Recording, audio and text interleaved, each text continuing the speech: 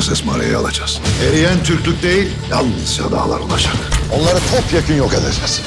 Osman artık benim düşmanımdır. Destur! Osman Bey!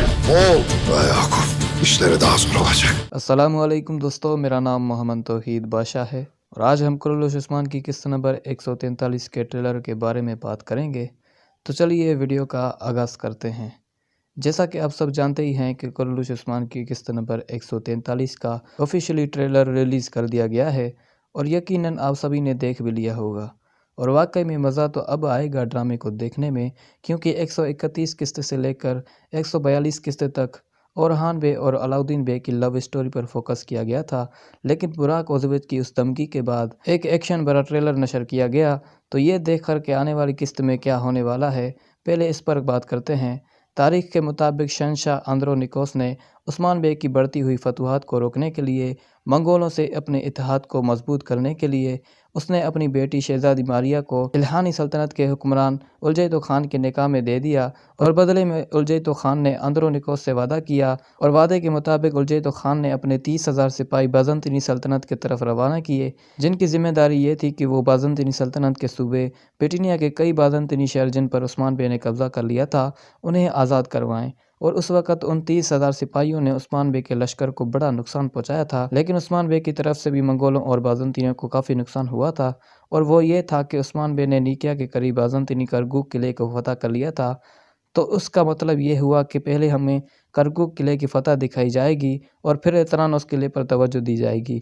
और आपको एक बात बताता चलूँ कि इस किस्त में यानी 143 किस्त में मेरे ख्याल से 3 माह का गैप दिखाया जाएगा, ताकि इश्क माशूकी वाला मामला भी हल हो जाए। अलबत्ता वो आने वाली किस्त में सबको वाज़ेह हो जाएगा। और तारीख़ के मुताबिक उलजैतो खान ने शहज़ादी मारिया से शादी नहीं की थी, बल्कि उलजैतो खान ने शाही ख़ानदान के एक और फ़र्द से शादी करवा दी थी।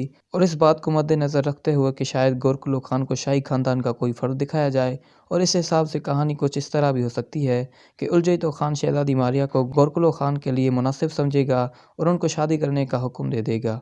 और जैसे ही उस्मान बे को इस बात का मालूम होगा तो वो शहज़ादी मारिया को उनके काफ़िले पर हमला करके उनको अगवा कर लेगा, क्योंकि अगर ये शादी हो जाती है तो उस्मान बे को भारी नुकसान उठाना पड़ सकता है। लेकिन यहाँ पर आपने गौर किया होगा कि कारा जलेसन इस काफ़िले की सरबराही कर रहा है, तो मेरे ख्याल से शायद, और मुझे भी ऐसा लगता है कि कारा जलेसन का यहाँ पर प्रोग्राम बढ़ जाएगा। और जब गोरकुल खान को इस बात का मालूम होगा तो वो फ़ौरन उस्मान बे की रिहाइशगाह यानी शहर पर या सऊद पर हमला करवाएगा। और आप सब ने ट्रेलर में तो देखा होगा कि मंगोल सऊद पर हमला किए हुए थे, और इसके बाद उस्मान बे सफ़ेद दाढ़ी वालों से मिलते हैं और उनका ये कहना था कि अब एक आज़ाद रियासत की तकमील होनी चाहिए और इस रियासत के सुल्तान आप हैं उस्मान बे।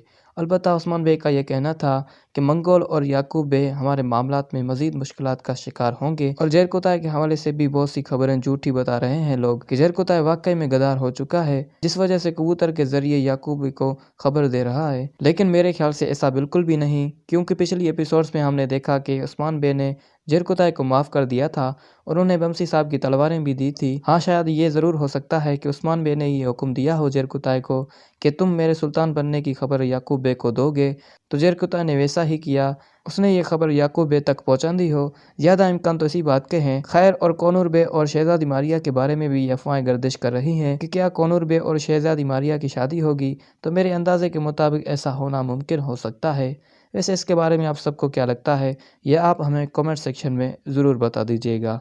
तो दोस्तों, आज के लिए इतना ही। इसी तरह की अमेजिंग वीडियोस देखने के लिए मोहम्मद तौहीद बादशाह चैनल को सब्सक्राइब करके बेल आइकन प्रेस कर दें।